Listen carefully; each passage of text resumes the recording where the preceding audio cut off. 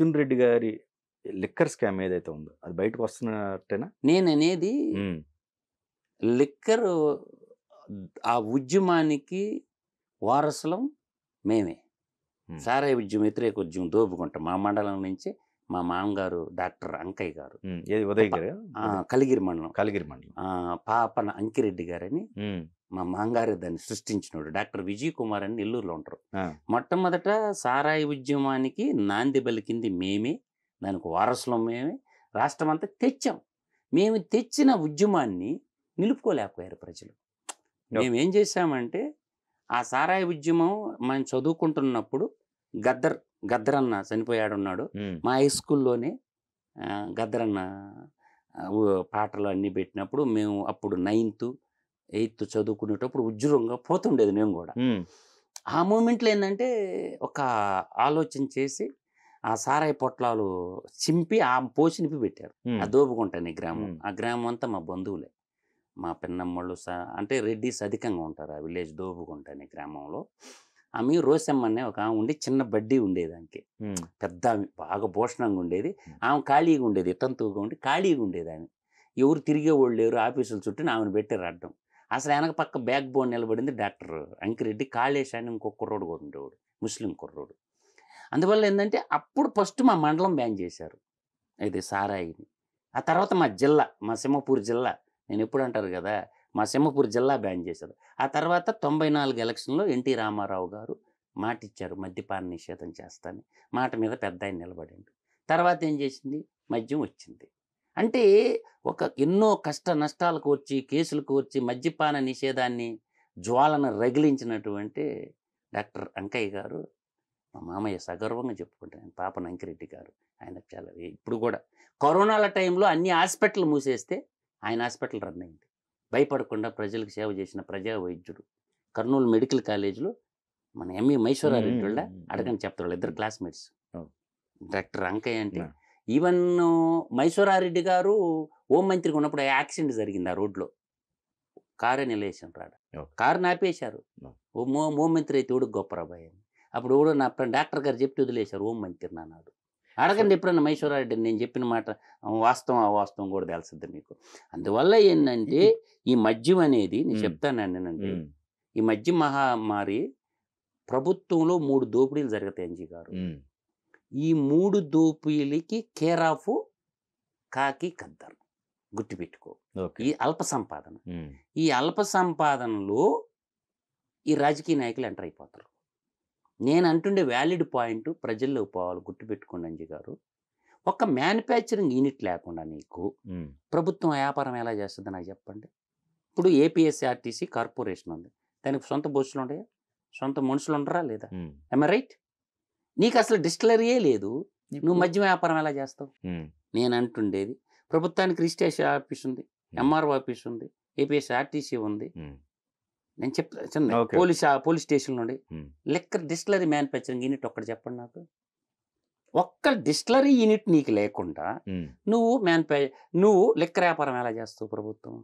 అంటే ఈ లిక్కర్ వ్యాపారం ప్రైవేటు పారిశ్రామికవేత్తలతో చేతులు కలుపుకొని వాళ్ళకి ఎంపీ సీట్లు ఇచ్చి, వాళ్ళకి రాజ్యసభ సీట్లు ఇచ్చి, వాళ్ళ కాడ లంచాలు తీసుకొని కేసు కింతని క్వార్టర్ కింతని ఆ వ్యాపారాన్ని చేపించేది ఎవరు? ముఖ్యమంత్రులే కదా. ఆ వ్యాపారాన్ని చేపించేది ముఖ్యమంత్రులే కదా. ఇలా స్వతంత్రం వచ్చిన కానించి గాంధీ పుట్టిన రాష్ట్రం అని చెప్పి గుజరాత్లో లేదు. ఈ మధ్యకాలంలో బీహారు మద్యపాన నిషేధం చేశారు. బీహార్ చేశారు కదా ఈ మధ్య, లేదు నడవటంలే. అంటే ఈరోజు భారతదేశ వ్యాప్తంగా ప్రజల్ని ఒక మత్తుకు బానిసలను చేసేసారు. ఎందుకు? అవి లేకపోతే గవర్నమెంట్లు నడవలేనటువంటి దుస్థితి నేటి పరిస్థితి. తెలంగాణ తీసుకోండి, కేరళ తీసుకోండి, కర్ణాటక తీసుకోండి, తమిళనాడు తీసుకోండి, మన ఆంధ్ర తీసుకోండి. లిక్కర్ లేకపోతే మేము ప్రభుత్వాలను పరిపాలించలేము అంటున్నారు. లిక్కర్ ఆదాయం ఎంత? పరిపాలించలేరా? ఎందుకు పరిపాలించలేరు? పరిపాలించవచ్చు. చిత్తశుద్ధి ఉంటే పరిపాలిస్తారు. నేను వరుసగా చెప్తాను, ఈ లిక్కర్ లేకుండా ప్రభుత్వాన్ని పరిపాలించలేమా అంటే పరిపాలించవచ్చు. అది నీతి గల్ల రాజకీయ నాయకులు మాత్రమే చేయగలరు. ఇలా మినరల్ ఉంది, అద్భుతమైన మినరల్ ఉంది. ఈరోజు సెమీ కండక్టర్ పరిశ్రమలో ప్రభుత్వం ఆదాయం ఎలా సంపాదించవచ్చో ఆయన ఐడియా ఇస్తాను చూడండి. ఫారెస్ట్ ఉంది. ఫారెస్ట్ భూముల్లో జామాయిలని వేస్తారు. భూమి దేవుడిచ్చాడు, చెట్టు భగవంతుడిచ్చాడు, వాన నీళ్ళు భగవంతుడిచ్చాడు. వర్షపు నీళ్ళకి మనం మొక్క నాటితే ఏపుగా పెరిగి 4 ఏళ్ళకి 3 ఏళ్ళకి కటింగ్ ఇస్తుంది. 8,500 టన్ను అమ్ముతున్నారు. ఇది పర్ టన్ను. బాగా ప్రజల్లోకి పోవాలా. ఫారెస్ట్ డిపార్ట్మెంట్ ఎంత కమ్మిందో నాకు చెప్పండి. 3,000 రూపాయలకి టెండర్ వేసేది. ఇప్పుడు నేననేది ఏంటంటే, యానాదులు ఉంటారు, వాళ్ళకి మిషన్లు 15,000 ఒక మిషన్ ఇచ్చేసి ఎస్టీ కార్పొరేషన్ కింద బాబు టన్నుకి ఇంత ఇస్తాం, కోసేసి ట్రాక్టర్లో ఆ తాట తీసే మిషన్లు ఉంటాయి, ఏం పెద్దది కాదు, గుట్టేయండి, డబ్బులు మేమే ఇస్తాం, డైరెక్ట్ ఫ్యాక్టరీకి అమ్మేయండి. మధ్యలో ఈ బ్రోకర్లు ఎందుకంట నేను 3,000 ప్రభుత్వానికి వస్తే 1,700 కొట్టుడు కూలిపోతే 4,700, మార్కెట్ ధర 8,500. ఎవడు తింటున్నట్టు 4,000? ఎమ్మెల్యేలుగా తినేదా డబ్బంతా? మంత్రులుగా తినేదా డబ్బంతా? ఎంత నష్టపోతున్నారు ప్రజలు? ఎవరిది? మంత్రులదా? ఎమ్మెల్యేలదా? ఎవరిదా జామాయిల కర్రా? ప్రజల ఆస్తి. ఇక్కడ ఇంకోటి నేను ఇంకా చెప్తున్నా, ఇలా నేనేది ప్రజల ఆరోగ్యాన్ని నాశనం చేసి లెక్కర్తో ఇస్తే కానీ పింఛన్లు ఇచ్చే దేవుళ్ళు వాళ్లే కదా, హైయెస్ట్ ట్యాక్స్ పేయర్స్ వాళ్లే కదా, పింఛన్లు ఇచ్చే దేవుళ్ళు వాళ్లే కదా. వాళ్ళు లేకుండా పింఛన్లు ఇవ్వమని నేను చూస్తా. ఇంకా చెప్తా, మినరల్స్ ఉన్నాయి మైనింగ్ డిపార్ట్మెంట్లో, క్వాడ్జ్ అని ఉంటుంది. అంతర్జాతీయ మార్కెట్లో క్వాడ్జ్ పర్ టన్ ఎంత నాకు చెప్పండి? ప్రభుత్వమే ఇచ్చావు, గన్లు ఇచ్చావు అంజిగారు, 350 రూపాయల రాయల్టీయా? ఎంత? 35,000 టన్ను అంతర్జాతీయ మార్కెట్లో.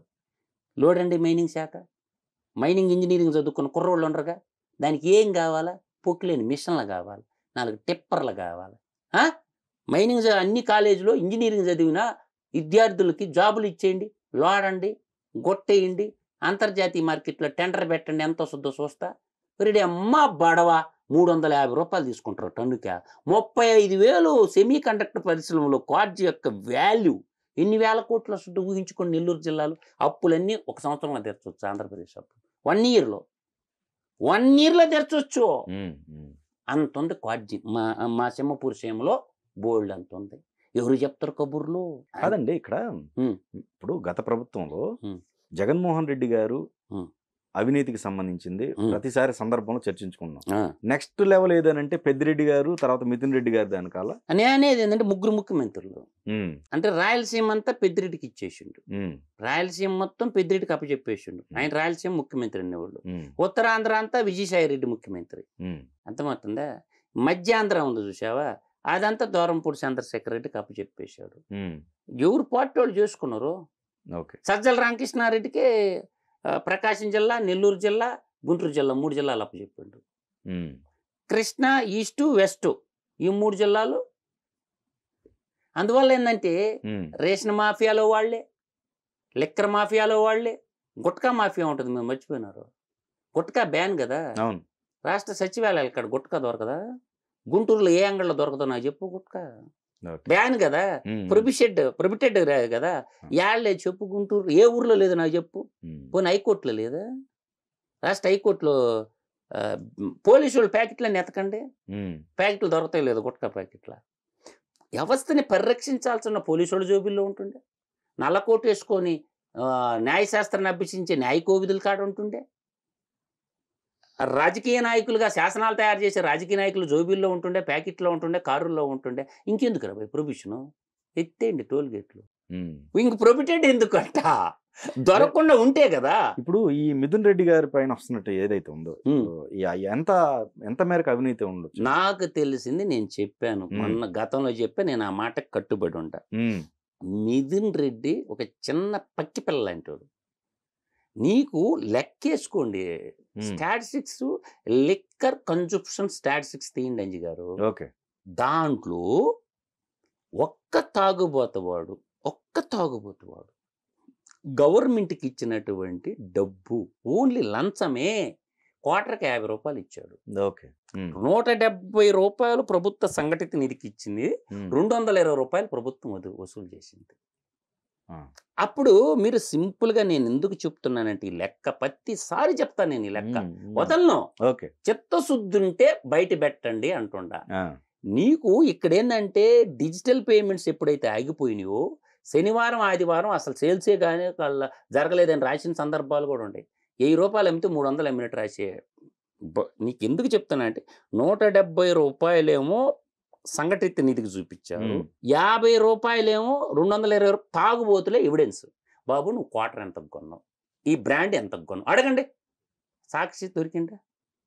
ప్రీవియస్ గవర్నమెంట్లో ఇది ఈ బ్రాండ్ ఎంతకు కొన్నావు, ప్రభుత్వ సంఘటిత రిజిస్టర్లో ఎంత జమ అయింది, ఎన్ని క్వార్టర్లు ఉత్పత్తి అయినాయి.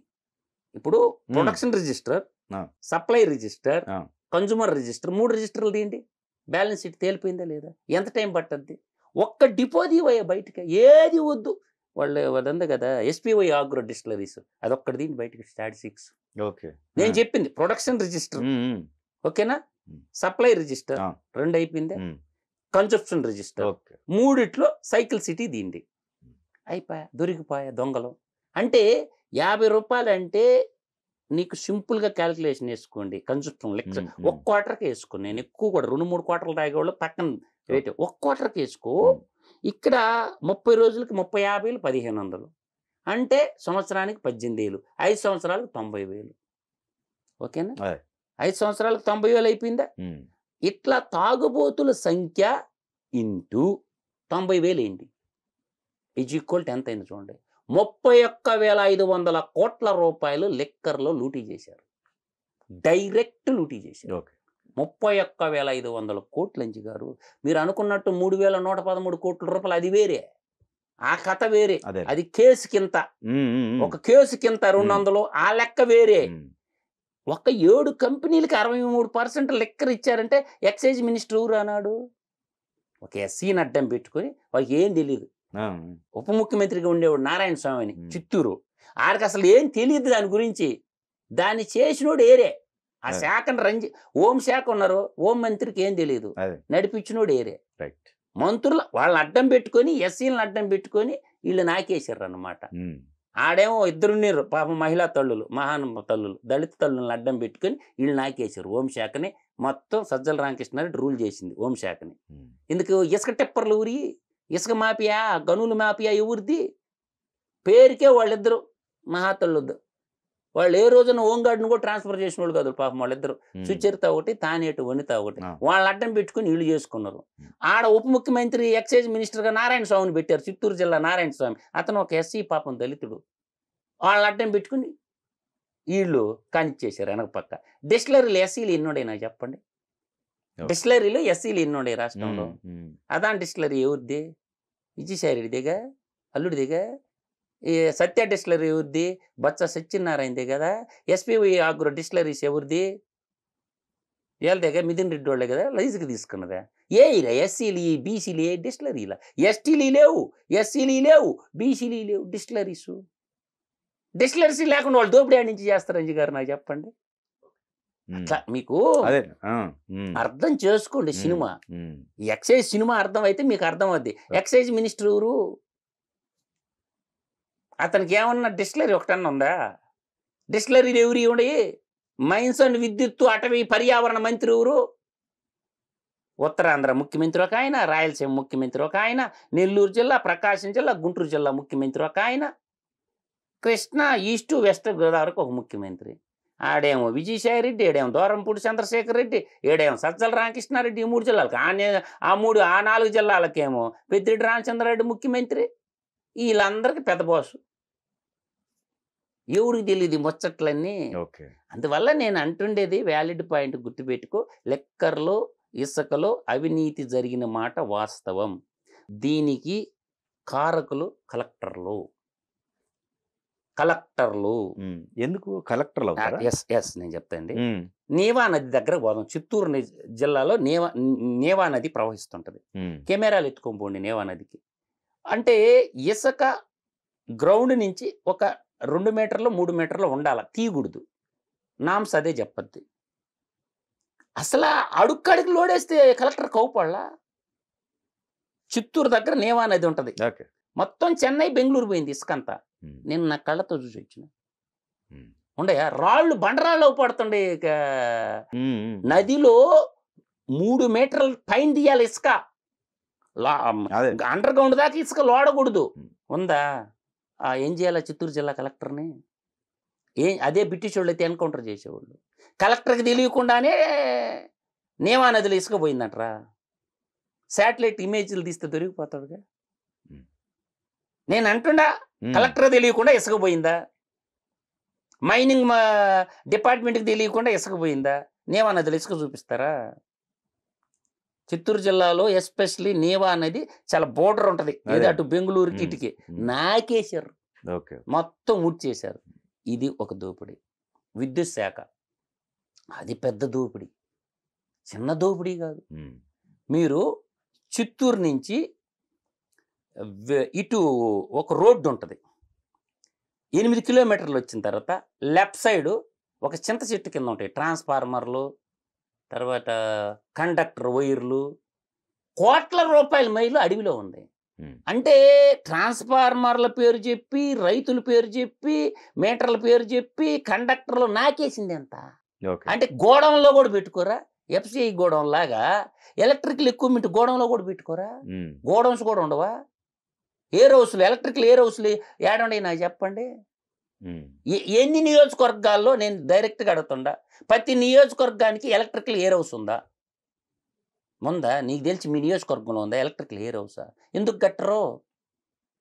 కండక్టర్ కానీ కేబుల్స్ కానీ అన్నీ ఎయిర్ హౌస్కి వచ్చి ఎయిర్ హౌస్ నుంచి సప్లై చేయాలి కదా, పోల్స్ కానీ అన్నీ కూడాను. దానికి టెండర్ అని ముసుగు. అంటే ఎవరే చెప్తారు, ఇక్కడ స్టోరీలు ఎవడు చెప్తాడు? ఇప్పుడు అగ్రికల్చర్ ఎయిర్ హౌస్లు ఉండాల్సిందే. నేను అంటుండే వ్యాలిడ్ పాయింట్, ప్రతి నియోజకవర్గానికి ఎలక్ట్రికల్ ఎయిర్ హౌస్ పెట్టండి, అలాగే అగ్రికల్చర్ ఎయిర్ హౌస్ కట్టండి. అగ్రికల్చర్ ఎయిర్ హౌస్ నేను ఎందుకు అంటున్నానంటే, అగ్రికల్చర్ ఎయిర్ హౌస్ ధాన్యంక కాదమ్మా, నువ్వు ఇచ్చేటటువంటి టూల్స్ అన్నీ అక్కడ ఉంటాయి కదా, ఆ నుంచి ఆ డిపో నుంచి డిస్పాచ్ చేయండి. చాలా ఉంటాయి. అగ్రికల్చర్ ఎయిర్ హౌస్కి వచ్చిన తర్వాత ట్రాక్టర్లు కానివ్వండి, తర్వాత టూల్స్ కానీ, పట్టలు కానీ, డిప్పు పైపులు కానీ, ఎనీ కైండ్ ఆఫ్ కంపెనీకి ఇవ్వండి. ముందు ఎయిర్ హౌస్కి రావాలా, ఎయిర్ హౌస్ నుంచి నెంబరింగ్ అయ్యి నెంబర్ ప్రకారం టైవాన్స్ పేర్లు అయితేనేమి ఏ అయినా కానీ ఎయిర్ హౌస్ లేరే బాబు. మీకు ఏ శాఖకి సంబంధించిన ఆ శాఖకి ఎయిర్ హౌస్ ఉండాలా. మనం ఏమనుకుంటున్నాం, అగ్రికల్చర్ ఎయిర్ హౌస్ అనే వాళ్ళకే ఓహో బియ్యం పెట్టుకోవడానికి, ధాన్యం పెట్టుకోవడానికి అనుకుంటారు. ఇది కాదు, టూల్స్కి సంబంధించిన ఎయిర్ హౌస్లే. మేజర్ సమస్య కండక్టర్లు మార్చకుండా, నేను చెప్తున్నా కదా, వైర్లు మార్చకుండా, వైర్లు మార్చిన రాసేసి 1000 కోట్ల బిల్లు కొట్టేశారు రంజి గారు. ఎంత కాస్ట్ ఉంటుందో తెలుసా? 11 kV వైర్ కానీ, ఇప్పుడు 765 ఫీడర్స్ వైర్ ఉంటుంది, తర్వాత ఇన్సులేటర్స్ ఉంటాయి, ఆయిల్స్ ఉంటాయి. అసలు వైరే మార్చకుండా మార్చినామని రాసి బిల్లులు కొట్టేశారు. ఎవడు చూస్తుండు, ఎవడు చెక్ చేస్తుండు, ఎవడన్నా కంప్లైంట్ ఇవ్వాలంటారు, ఎవడు చెప్తారు కబుర్లు. ఇవాళ శాటిలైట్ యుగంలో ఉన్నాం, ఈ వైర్ కేబుల్ మార్చారా లేదా శాటిలైట్ చూస్తే అవ్వపడదా నీక? అంటే అంత పేపర్ల మీద ఉంటాయి మార్చినవన్నీ.